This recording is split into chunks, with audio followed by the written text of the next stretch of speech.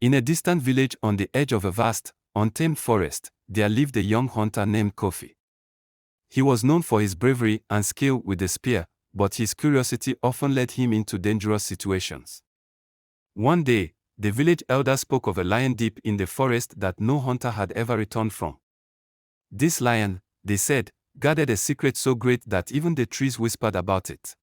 Kofi, eager to prove his courage, decided he would find the lion and uncover its secret. Ignoring the warnings of the elders and his family, he set out early one morning. The sun was barely over the horizon when he entered the thick forest, its shadow stretching long across the earth. As Kofi journeyed deeper into the woods, the animals became fewer, and the air felt heavier. For days, he tracked the lion's paw prints until they led him to a hidden valley, lush and untouched by human hands. In the center of the valley was a cave, and at its mouth sat the great lion, its golden mane glowing in the fading sunlight.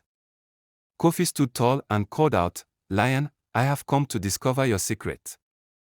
I seek no fight but only the truth." The lion, to Kofi's surprise, did not attack.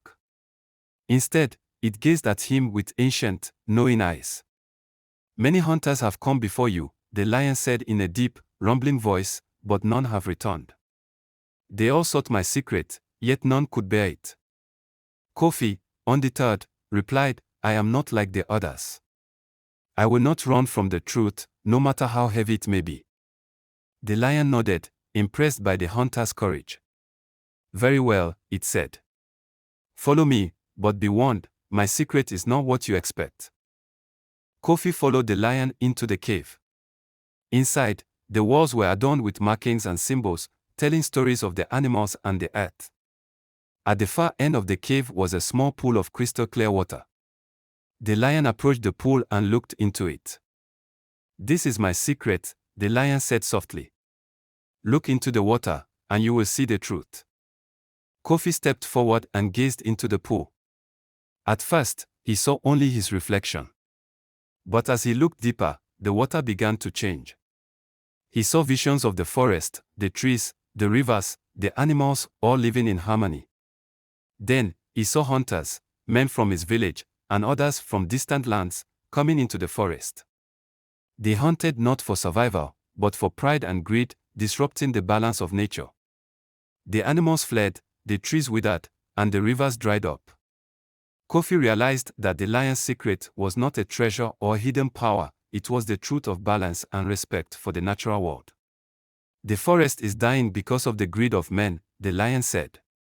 "That is my secret. I protect this place, not for myself, but for the forest and all who live in it." Kofi stood in silence, his heart heavy with the weight of the truth. He understood now why no hunter had ever returned. The truth was too difficult to face. It was easier to believe in the legend of a monstrous lion than to acknowledge the harm humans had caused. From the others, young hunter, you have the courage to see the truth. Now, what will you do with it? Kofi knelt by the pool and made a vow. "I will return to my village and teach them what I have learned. I will tell them of the balance we must keep with the forest and the creatures within it." The lion nodded. "Go, and remember, true bravery is not in the hunt, but in protecting what is precious." Kofi returned to his village, carrying not the head of a lion, but the wisdom of the forest. He became a voice of reason among the hunters, teaching them to respect the balance of nature. And though the lion's secret was known, it was no longer a tale of fear, but one of harmony and respect. From that day forward, the village and the forest thrived together, and Kofi was remembered not as the greatest hunter, but as the bravest protector of the land.